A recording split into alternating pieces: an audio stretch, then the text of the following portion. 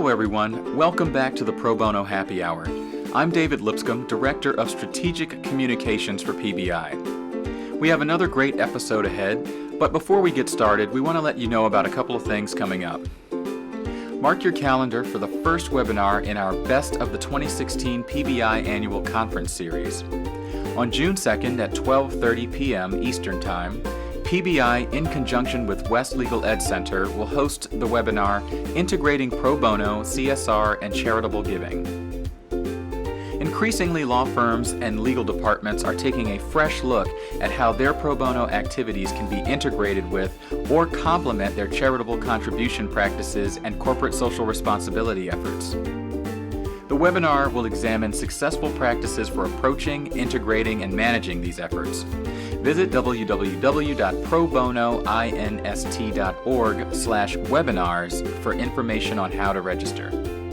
Also, we love listener mail. We love it so much that we're planning to devote a future episode to the mailbag. If you have any thoughts, comments, praise, or questions about pro bono, please send them to the Pro Bono Happy Hour at probono@probonoinst.org. Be warned, we just might read your comment on the air. Now on with the show. This week, PBI's Eva Richardson spoke to Erin Koeppel at K&L Gates. Erin talked to us about pro bono and professional development, pro bono glue, as we call it here at PBI, as a way to hold together the firm's attorneys and various activities, and a first-of-its-kind project started in 2014 to help survivors of online sexual exploitation and harassment. We hope you're comfortable wherever you may be, whether that's mid-commute, on your lunch break, or working at your desk, and we hope you enjoy the interview. Hi, Erin. Thanks for joining us on the Pro Bono Happy Hour. We appreciate you taking the time to talk with us today. To start off, can you tell us a little bit about yourself, your firm, and your pro bono program? Absolutely. Thanks for having me today. Well, my firm, I guess to start, K&L Gates is a global law firm. We have about 2,000 lawyers who practice in more than 40 fully integrated offices on 5 different continents. My practice, I have a full-time commercial practice in addition to my duties as a member of the Pro Bono Committee and the DC office Pro Bono Coordinator. But in my commercial practice, I focus on government enforcement matters and specifically securities enforcement matters before the Securities and Exchange Commission and other regulators of financial regulators, as well as internal investigations and that sort of thing.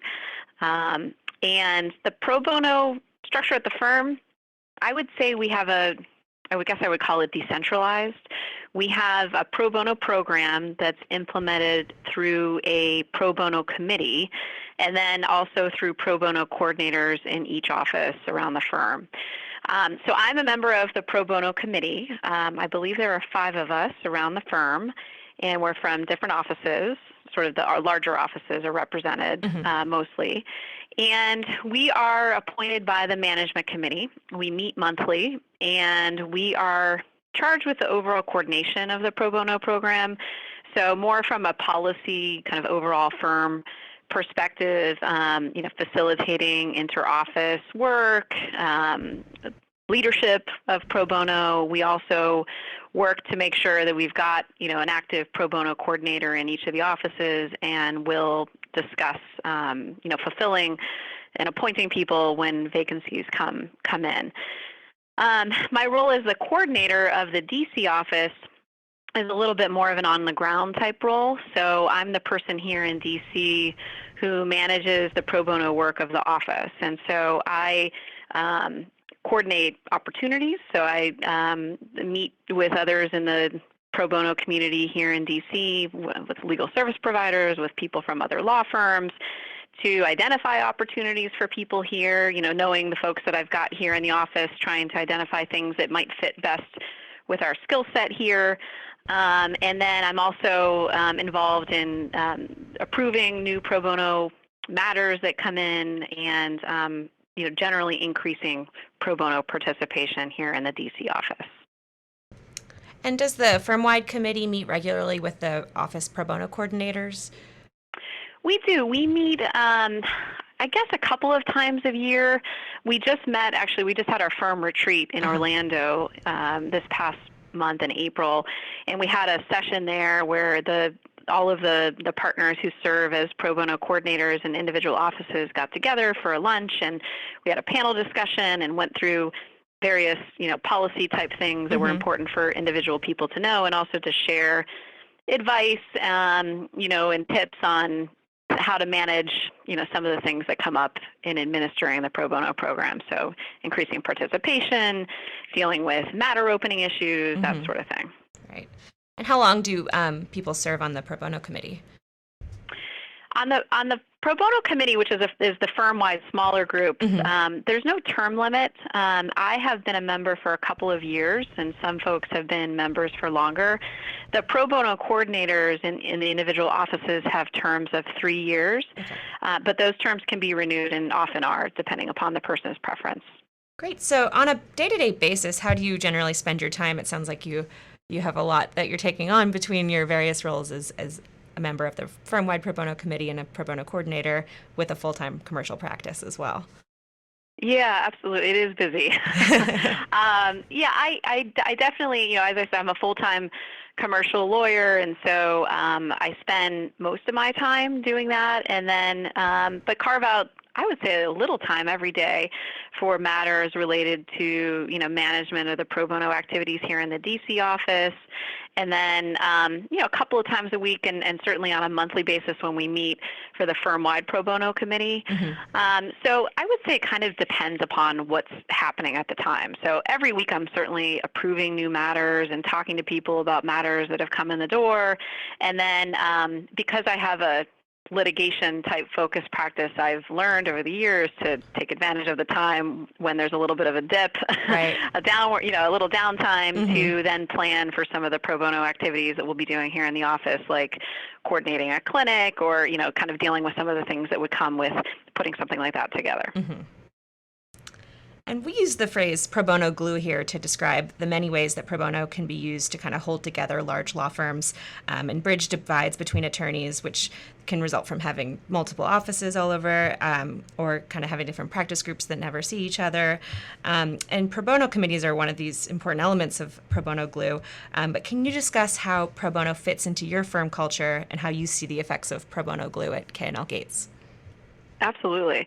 Well, I would say pro bono is a very important feature of our firm. We're a signatory to the law firm Pro Bono Challenge, and we're committed to, making great efforts to reaching that 3% of our annual billable hours goal.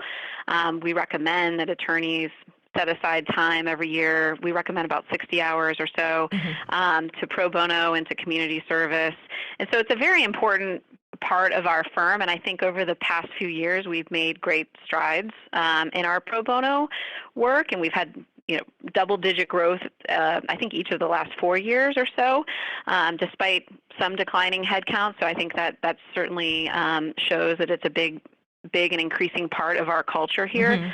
The other thing, too, I think that's important is that we recognize pro bono. And what I mean by that is that we, for associates, we have an annual billable hour threshold for bonuses, and we count 100% of pro bono work towards that goal. And I think that's really served its purpose here, which is to take away any disincentive to do pro bono and to really recognize the importance of it. And we've seen our hours go up, I think, at least partially as a result of that. And pro bono is also an important part of associate reviews. It's a separate line item when materials are compiled for purposes of those reviews each year.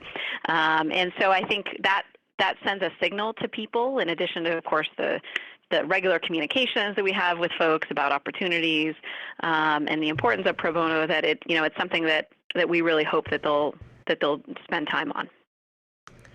And does pro bono coincide with professional development at the firm, and is it used to help attorneys develop core competencies?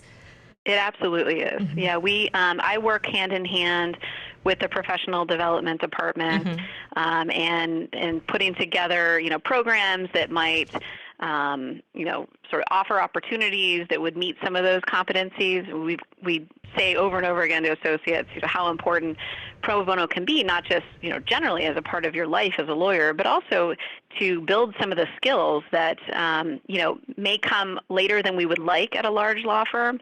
And so regularly talking with associates and even partners about some of the things you might be able to do that are a little bit outside of your normal, commercial practice can be a real boon to your developing your skills and becoming a better lawyer no matter what kind of practice you have.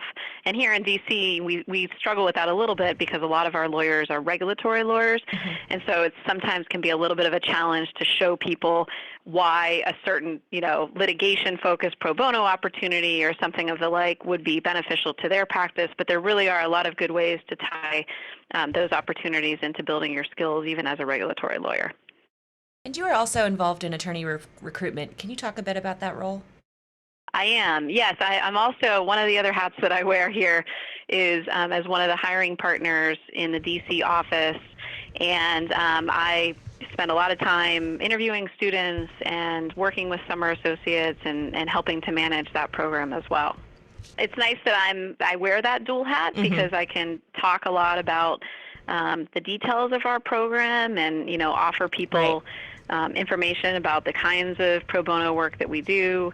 And, I think it's actually a very big part of people's decisions and choosing law firms these days. And that's one of the reasons why I think it's very important to talk about that. And frankly, students ask about it themselves anyway. Yeah. They're very focused on giving back to their community. I think younger lawyers, I've seen an increase in the number of folks that ask about that now than maybe they used to. So I think it's more on their minds. I don't know if that's the result of, just changing commitments by younger people or if it's law school related. I'm not sure, but we certainly find ourselves talking about that much more than we used to. And compared to what you experienced as a young attorney, how do you view today's associates? Are there differences in goals? You mentioned this before, but are there differences in their goals and interests? Yeah, I think so. I think there's more lawyers today, younger lawyers who are committed to pro bono, and I think making it a regular part of their practice. I think it's, and I don't know, fully the reasons for this, but I do see younger associates coming in and kind of assuming that pro bono will be a part of their regular practice and carving out that time and looking for those opportunities. I also have noticed that some younger folks have come in maybe more interested in serving their local community than in years past. And I think that could be, for DC specifically, I think it could be the result of, DC's renaissance. I think more people are living in the city, more people are, interested in what their neighbors are doing and how they're affected. And I think that makes them more interested in serving some of those folks in their local neighborhoods. Last year, K&L Gates held their annual event celebrating women in business and law, which a few of us here at PBI were happy to be able to attend. Can you talk about how the firm supports women in the law and your experience in the legal profession? To start, I would say I feel very fortunate to be part of an office and a firm with a very large and active group of women lawyers, and that's exhibited through that event that we hold each year, and I'll look forward to inviting you to the event that we're planning now, which should be better than the last one, I think. It's going to be focused on culinary feats of the DC area. But we've got both official and unofficial, I would say, firm-wide and office-wide women's initiatives. So we've got a Women in the Profession initiative that is a firm-wide program, but we're also here in the DC office, we have a long history of women gathering together to discuss, issues that are important to what tend to be women's issues, and also to form an informal network of people that not only you can rely upon to consult with when you feel like you need someone who fits that demographic, but also, to refer business to each other. I've certainly seen, and part of this I think is just your progression in your career as you become more focused on, as a commercial lawyer, business development, looking to some of those friends and women peers to try to develop business together. And I also feel really lucky to have had the support of a lot of male mentors in my career who have really been the people, two in particular, who were the people who taught me how to be a lawyer. I think that said, there's a lot of challenges that are faced by women lawyers, and I think it's not a women's issue, but it does tend to fall upon women more, bearing the brunt of that juggle, that personally Hmm. I face every day, raising two young daughters and having a full-time legal career. There's a lot of challenges, and I think we need to. The legal profession has done, I think, a lot in trying to address that, but I think we could do more. And I also think part of that is focusing on promoting women in law firms from obviously associate to partner, but also within partnerships, and elevating women to be leaders of groups within law firms and practice groups. We've made a lot of great strides even since I started. And I started at a better place than a lot of other people. But over the last 15 years or so, I think women have made a lot of strides, but there's a lot more of ground to cover. And I think part of that is focusing on the leadership roles. So changing gears a little bit, in 2014, K&L Gates founded the Cyber Civil Rights Legal Project, which is dedicated to helping survivors of cyber exploitation or sexual harassment online. So can you describe this project and talk about how it was developed and what it has accomplished since it was started? So this is a project that was started by a couple of lawyers here at the firm, and it's dedicated to helping victims of what the so-called revenge porn. And this is the result of the proliferation of the internet, and the internet as a tool of abuse of people. And those particular lawyers really saw a need for representation of people to sort of get their lives back if they're the victims of this. And so they formed a team, and now it includes, I think, more than 70 lawyers and paralegal staff, some investigators that draw from a lot of deep experience in litigation, cyber law, computer forensics. And we take in inquiries, and I think over the first year even, there were something like 300 inquiries from victims, and then they work to secure the removal of images from websites. So kind of, like I said, helping people kind of get their life back. And part of that can be even helping them obtaining copyrights to images that are out there. So they've developed some unique ways of attacking this issue, and it's been something that's been really fulfilling to a lot of people here, and has been recognized by a lot of people outside of the firm as well. Yeah, it's certainly a very innovative project. I believe I read it's the first initiative of its kind at a law firm to deal with issues of cyber harassment. I believe that's the case, and I think it serves as a model for the type of intake I think that we can do as law firms, and sort of recognizing cases that have merit and cases that could be pursued further. And moving on to another recent pro bono accomplishment at the firm, last year a team of attorneys secured relief for an innocent man on death row in Texas. So can you talk about this pro bono matter some and what went into achieving this successful outcome?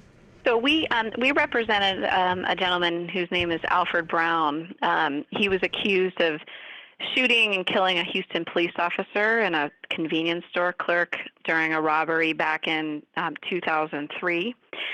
He was convicted and sentenced to death 2 years later in 2005. And then we were appointed in 2007 by the Texas Defender Service to represent him in a habeas corpus challenge to his conviction and his sentence. And obviously, many years later, work by lawyers from D.C. and also in our Dallas office. Interestingly, phone records were produced by the police in 2013. So 10 years after the crime occurred, that placed our client at home with his girlfriend at the time of the murder, and the alibi information had been withheld from the original defense team, which of course is a violation of Brady v. Maryland. Right. And so based on that information that was developed by the team, a district court judge, who was the original trial judge, joined with us, as well as the district attorney, in recommending that his conviction be reversed and that the matter be remanded. So the Texas Court of Criminal Appeals rather agreed that the state had withheld evidence that was favorable and material to his defense, and it was vacated. And the matter was remanded to the trial court for a new trial.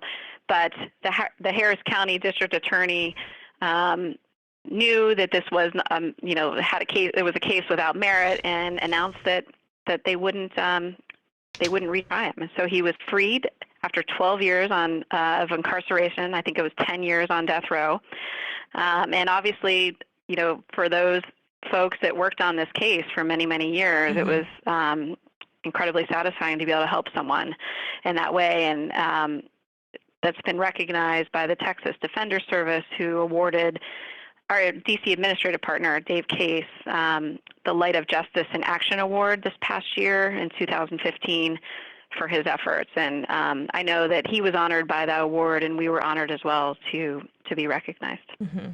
Oh, that's great. Does K&L Gates take on a fair amount of death penalty cases, or is it, I know they're a big commitment of resources and time, and they are. Yeah. Yeah, I know there's certain people who are contacted from time to time about them. And we always have one of those cases at least kind of going somewhere in the firm, if not more of them. But certainly there's something that we only take on after careful consideration, because as you just mentioned, they are, obviously take a ton of resources, both, money and also hours for folks to devote to them. And so we want to make sure that we're committing ourselves to a case that we, feel that we should commit our time to.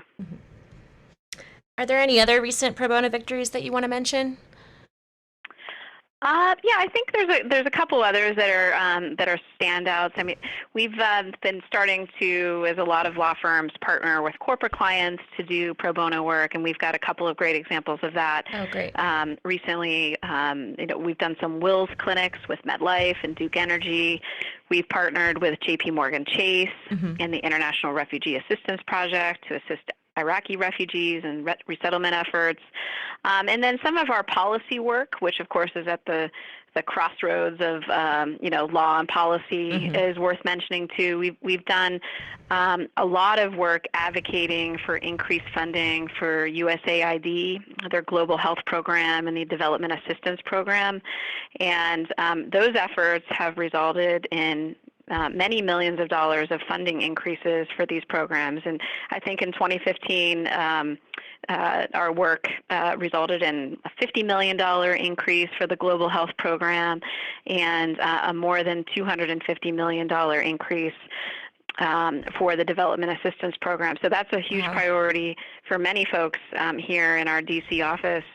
And we've also done a lot of work on efforts to make sure that the world's poorest people can gain access to clean drinking water, and have made great strides and have had great successes in that. Obviously, a lot of work to do still in that.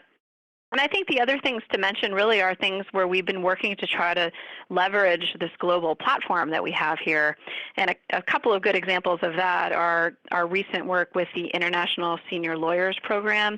We've had 3 or 4 different engagements with cross-office teams, and that can be cross-office domestically or even around the world, folks that have gone to overseas to advise foreign governments or foreign parties about important issues. And one example of that is recently 3 partners, one from the DC office, one from London, and one from our Perth office in Australia, gave a week-long workshop for government energy ministers over in Africa to discuss liquefied natural gas. So we're trying to leverage our expertise and our global platform, and to be able to sort of disperse ourselves in ways that we can best serve our communities, but also even people who are afar.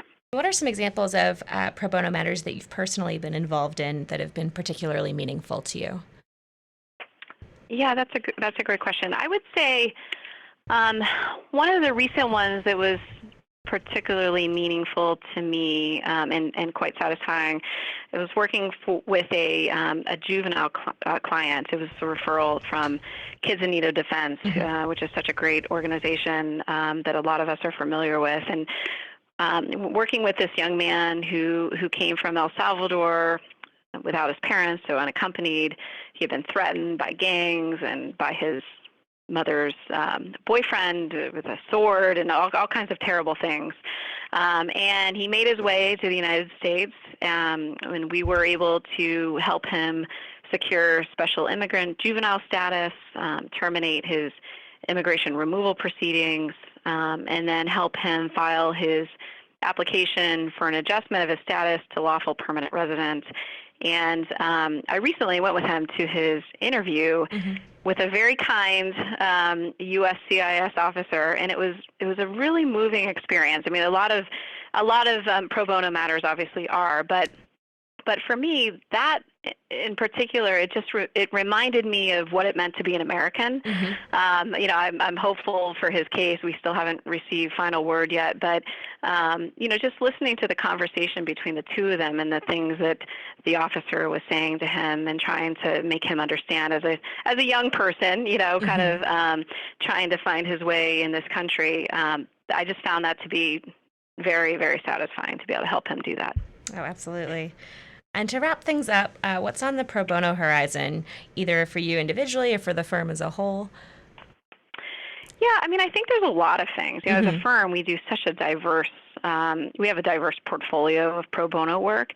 Here in the DC office, we do a lot of different things as well, but I'm focused personally on, issues related to women, children, and the elderly. We've been running a number of successful clinics with the AARP's Legal Counsel for the Elderly, which are focused on tax credits and also wills and powers of attorney.